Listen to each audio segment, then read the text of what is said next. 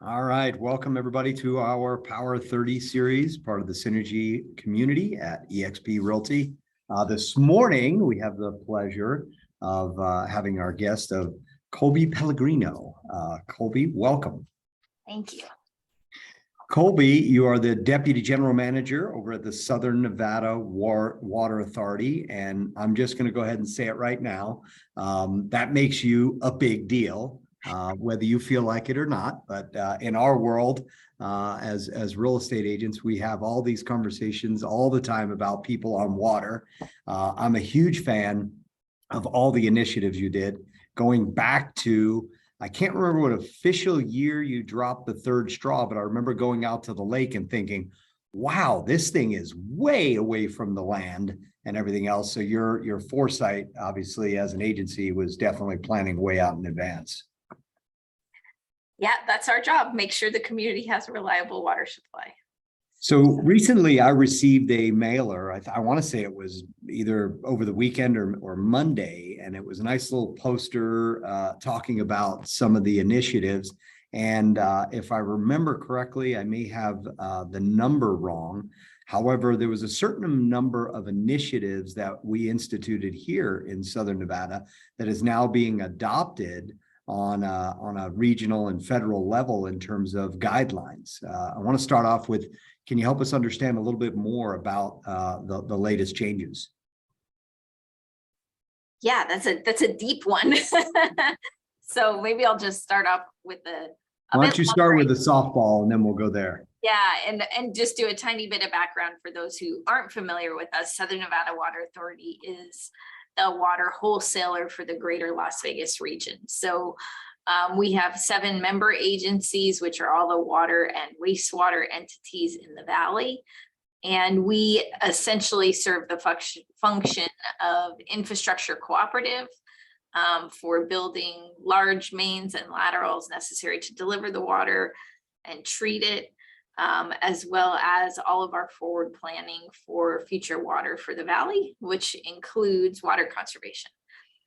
So that's why you hear from us on things about how to save water, what you should be doing, but you don't see our name on your bill because we sell the water to the person who's sending you your bill. So Southern Nevada Water Authority has been a leader in water conservation for at least the last decade, not only throughout the Western United States, but throughout the world in terms of using water conservation to allow our economy to continue to grow, to adapt to changing climatic conditions, and to ensure basically the economic viability of the community in terms of having reliable water resources. So we have implemented a multifaceted water conservation program since really we escalated things at the beginning of the drought. 2002, we kind of kicked up. 2004, as many of you probably know, is that's when development code went into place for no new turf in the front yard. Yep. Only 50% of the turf in the backyard. At the same time, we adopted watering schedules, only turf in schools and parks, which we obviously have had to come back and strengthen and revisit a few times because developers like to find ways around the rules, which all of you are very aware of. So a lot of those things are now being modeled by other communities throughout the Southwest as they're experiencing water supply shortages. Our story is wildly successful. Anybody that moved here after 2002 moved here because somebody who lived here before them saved water. In 2002, we were using more than our allocation of water from the Colorado River. Since that time, we've reduced our per capita use by 48%. And we've reduced our draw of water from the Colorado River by about 25%. So that's all due to conservation from existing residences. And that's what other communities are now having to emulate as their water supplies are becoming impacted by the current drought or by growth and population pressure. I think you hit the nail right on the head. And when you talk about the changes that you've instituted recently, those were the things that, I was referencing in that postcard about how now they're being adopted all over. Um, in terms of looking at the water authority, I understand that there's multiple agencies. Recently, you guys had announced that a lot of non-essential grass is being eliminated. As a golfer, I know there's areas all over every golf course I play that I never see anybody hit a golf ball in. I'm like, that seems awfully like a waste. And also in driving through communities, you see landscaping such as grass along the sides of streets that there's no real purpose to other than, okay, it looks green. How do changes like that make an impact for us moving forward? Like what kind of impact do you foresee on those kind of changes? Yeah, so what you're referring to is what we call AB 356. So we have been incentivizing the removal of any turf that people want to take out since early in the 2000s. But we've gotten to the point where, particularly for non-residential properties, there are just property owners that aren't price sensitive and didn't want to part with their turf despite the fact that they're not using it. My office is on Charleston and Valley View, and between the 15 and here, you drive by like 6 office complexes that have grass between their parking lot and the street. Yep. Nobody's using that grass for anything. The lawnmower uses it, but that's about it. And as we looked at what was happening with the drought, what was happening in our community. And it actually came in looking at spurring some economic activity when when COVID was kind of setting in, was how could we accelerate something that has to do with saving water that also would create jobs.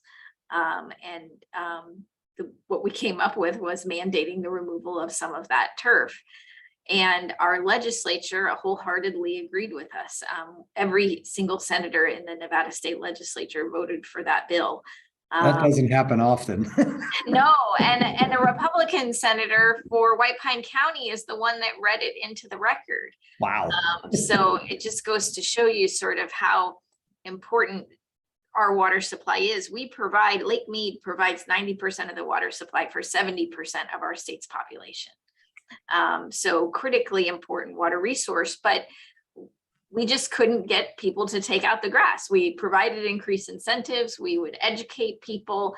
I won't name names, but 2 of the things that we used as examples in the legislature was a quote from a meeting with a large HOA that said, conservation is for poor people, and we're an affluent community. We don't need to remove our turf.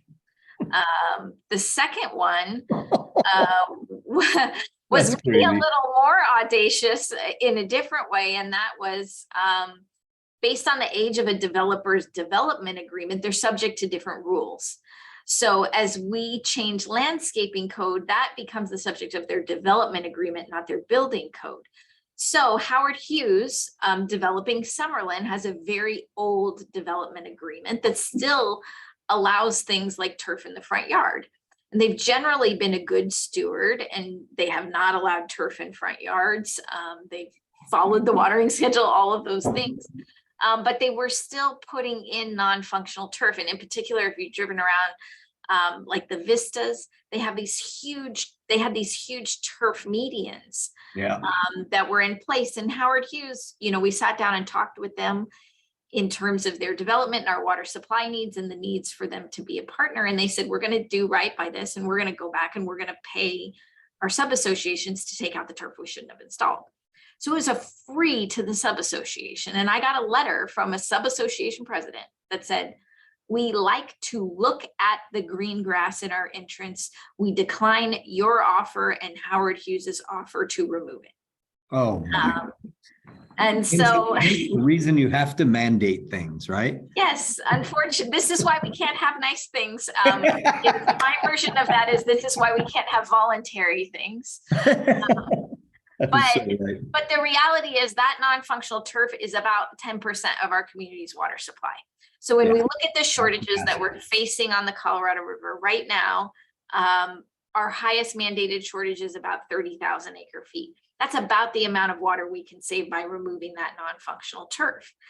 So it's about time that the community get rid of the turf that it's not using.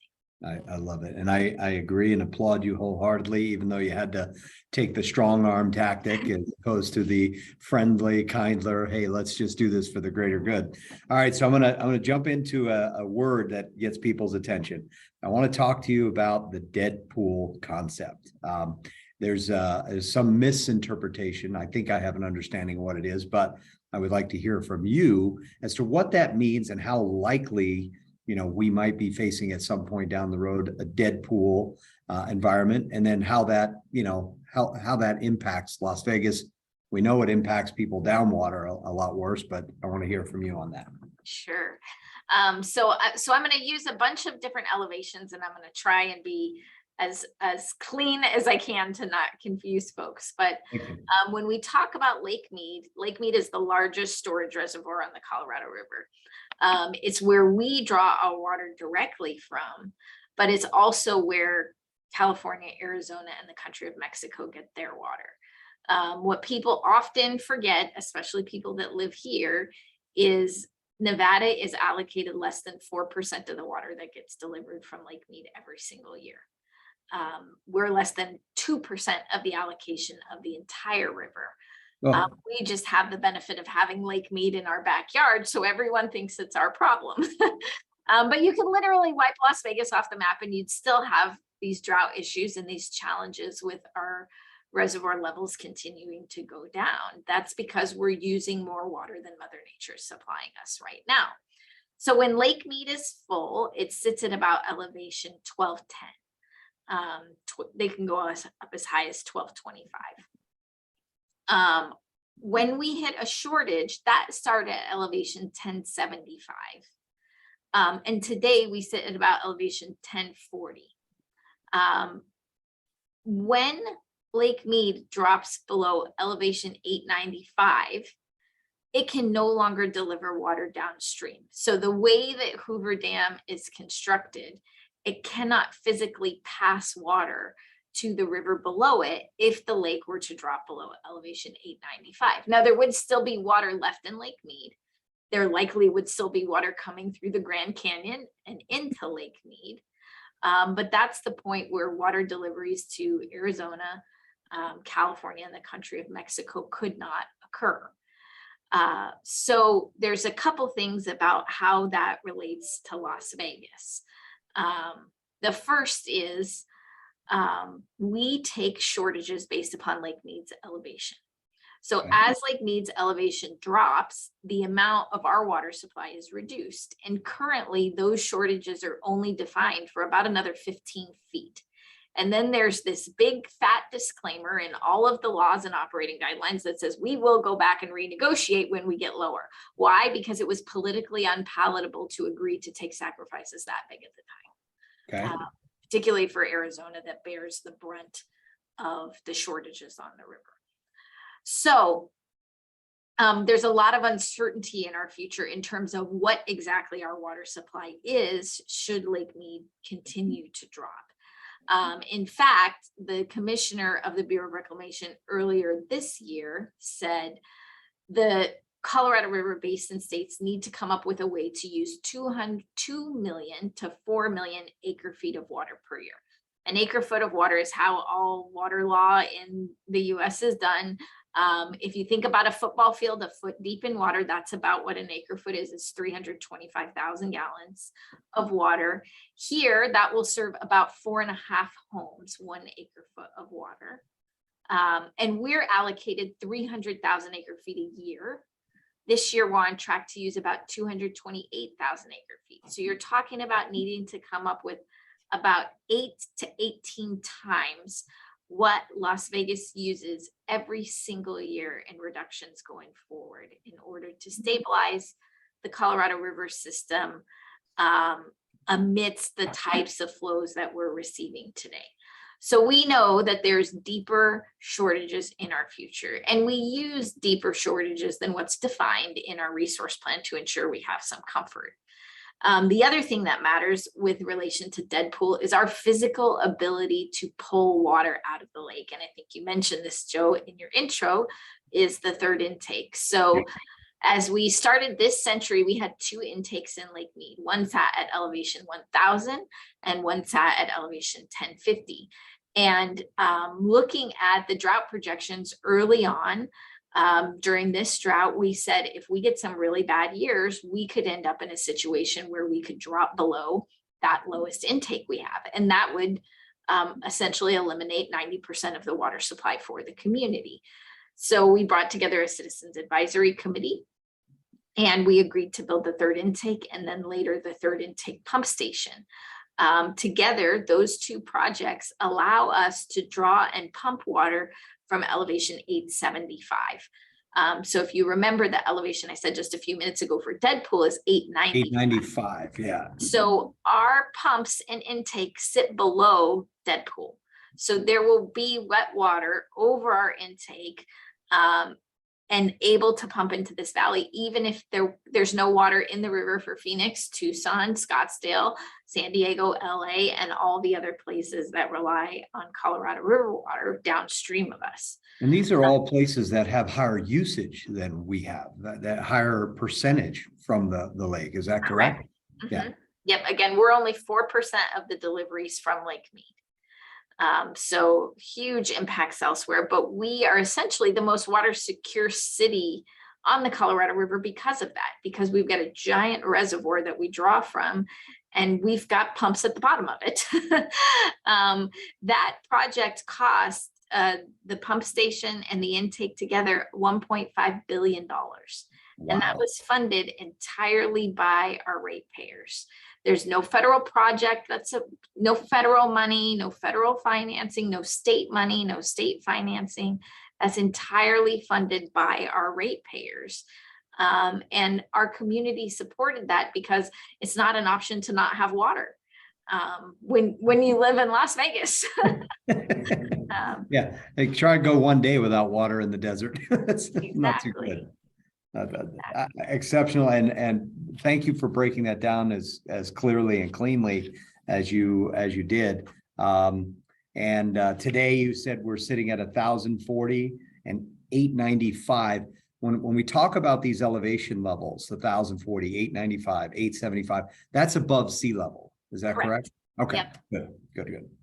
And I think the other part you asked, Joe, is, how likely is that? And I didn't touch on that. What I would say is our models trick us a little bit. And that's part of why we've had to keep progressively adding to the policy that we've developed to do more, because we don't have tools that really examine the near-term impacts of climate change very well. We know our valley on average in the summer is already some months 7 to 9 degrees hotter than it has been even just last century, even just if we compare to 30 years ago. So we don't have tools that are really good at looking at the dry end. But when we look at the tools that we have, these are kind of what we call low probability, high risk occurrences. There's a low probability that they'll happen. There's huge consequences if they do happen. The one thing I tell people when they ask, realistically, do you stay up at night? Do you think we're going to hit Deadpool? No, I don't. And the reason I say that is because the Secretary of Interior, who manages the Colorado River, has broad authority to regulate the river for what we call health and human safety. When that has occurred in other river basins, if you've heard about the droughts in Central California, when push comes to shove, what happens when there's not enough water is they prioritize water for people, not for farming, not for industry, for people. And so the secretary, I think, would do what she's done in other basins and curtail uses in a much different way should we have a realistic chance of going below that. That's a very comforting to hear that call that the fallback plan, right? We hope we never touch. Yes. One thing I wanted to touch on is I think the Southern Nevada Water Authority has done a great job of recapturing water that we use, and I'd love for you to just touch on that a little bit, because we all run water, take showers, wash dishes, and all those kind of things, and even wash our cars. Share with the efforts and what's been done for the recapture aspect. Sure. And that's probably one of the most important things that's unique to our community. When you think about the way Las Vegas was developed and when it was developed, the majority of our community is fairly young. And what that means is that it's on centralized sewer. The bulk of the homes and businesses in this valley are connected to the sewer system. So anything used inside your home that hits the sewer system is treated and returned to Lake Mead. So that does not count against our use of Colorado River water. What we like to say is the water that you use indoors, you rent from us. The water you use outdoors, you buy from us, because we're getting it back. So that water we use indoors, that's why you don't hear us talking about short showers or high efficiency toilets or shutting off water when you brush your teeth, because all of that water is going back to Lake Mead and it does not count against the amount of water we're allowed to use. What we lose and can't make up is the water used outside, the water that's used in large scale cooling systems, cooling towers and swamp coolers in industrial applications, and things like septic systems for areas of the valley that were developed without centralized sewer. Well, and there was recent laws or regulations passed that no septics will be granted moving forward. Is that correct? Correct. So what the Las Vegas Valley Water District did, and some of our other member agencies are following suit, is saying we will not connect you to the public water system and serve you Colorado River water if you're discharging that water into a septic system. So you have two options: find a way to get a private well so that you can have your septic system, or pay to extend the sewer to the property in order to receive the public water service. And as real estate, it's important that we understand those kind of things, because that will directly impact somebody who's purchasing a property in that. So thank you for touching on that. Now, there was a few questions that I saw pop in. One, we'll start with Denise's question. Will a homeowners association that has parks in common areas have to remove those parks? I'm going to guess the answer is no. It's the non-functional grass that you had touched on, but go ahead and elaborate on that. Yeah, that's correct. So there's, it's a great question, Denise. There is a definition for several different kinds of turf that can stay. And those include active programmed recreational turf, which is going to be most HOA parks. And there's some limitations there. It has to be 1,500 square feet. It has to be at least 10 feet from the road. And if I had a PowerPoint, I could show you some great examples where you have a beautiful park, but then you have an offset sidewalk and 6 feet of turf between the sidewalk and the street. That makes no sense. Right. So that turf between the sidewalk and the street would have to come out. The turf in the connected area of the park can stay in.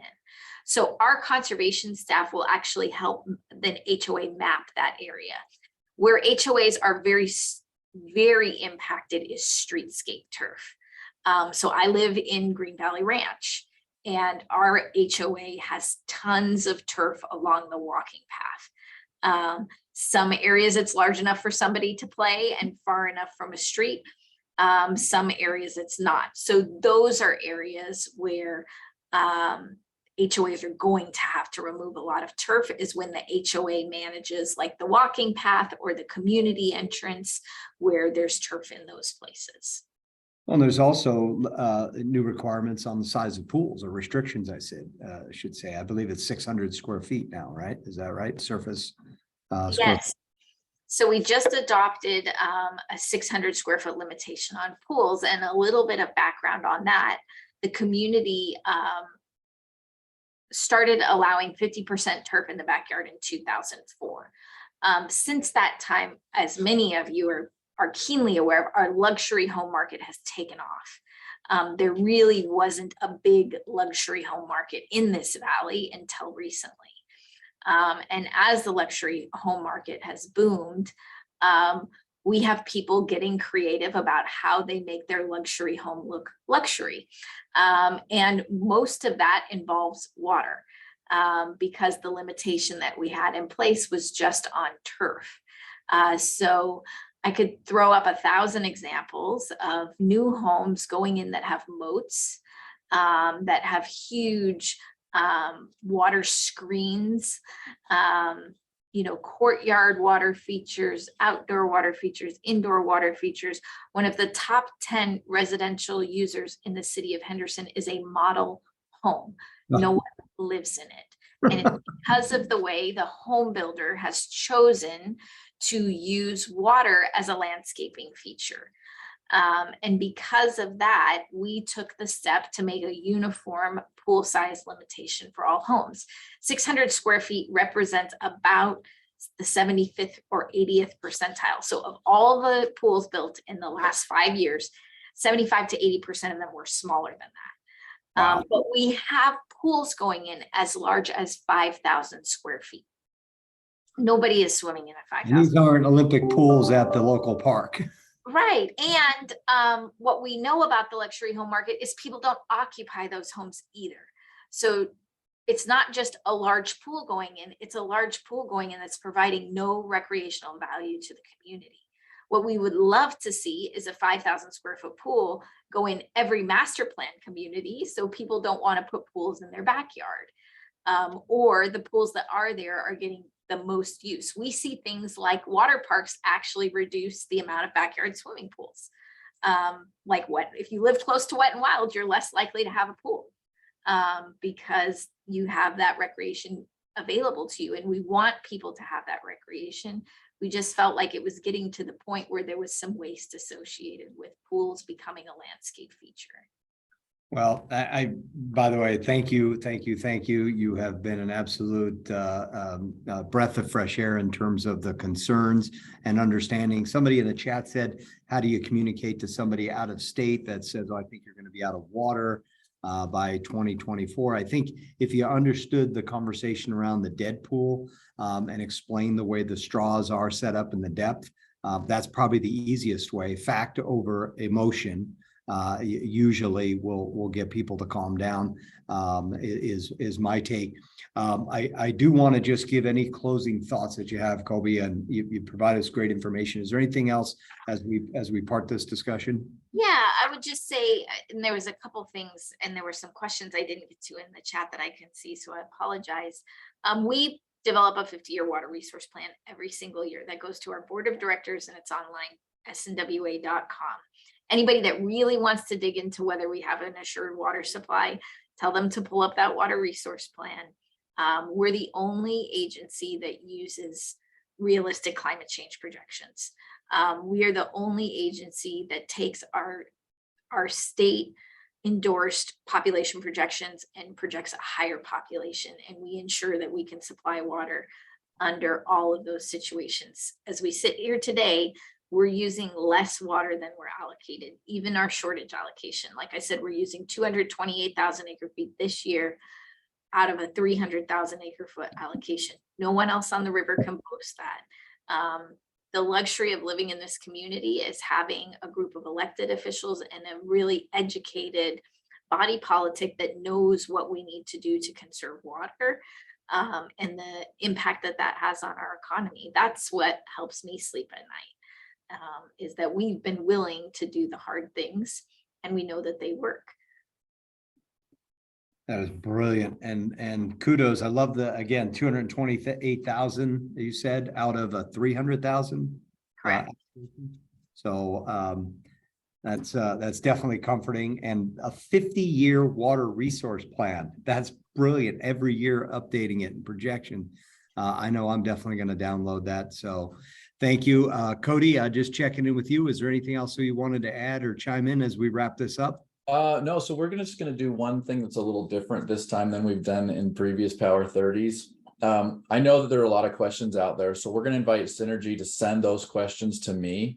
I will compile them and send them to you, Colby, in an email. Sure. And you can either answer them in an email, and then we'll disseminate it back to our Synergy group, or maybe we'll schedule another one of these if we think we have enough content to go through those questions. But want to make sure everybody gets those questions answered, and we'll do some follow-up this time. Yeah, I would be happy to do that. We always seem to have tons of questions, but we're happy to respond. Well, thank you. Well, for everybody tuning in, I hope this was worth your while. Definitely go on to SNWA.com and get yourself familiar with what's on there. Look up the 50-year water resource plan. Anybody that says that we're going to be out of water by 2024, probably be a good document to send to them to see that we're projected out way out ahead. I hope I'm here in 50 years. Probability says not likely, but I'm glad you've prepared me for the next 50. So anyway, thank you so much, Colby. All right. Thanks, Joe. Take care, everyone. Thank you, Colby. Really appreciate it. And I'm glad to know that I'll be catching my stripers in Lake Mead for many years to come. I hope so. Thank Take you. care, guys. Thank you, Colby.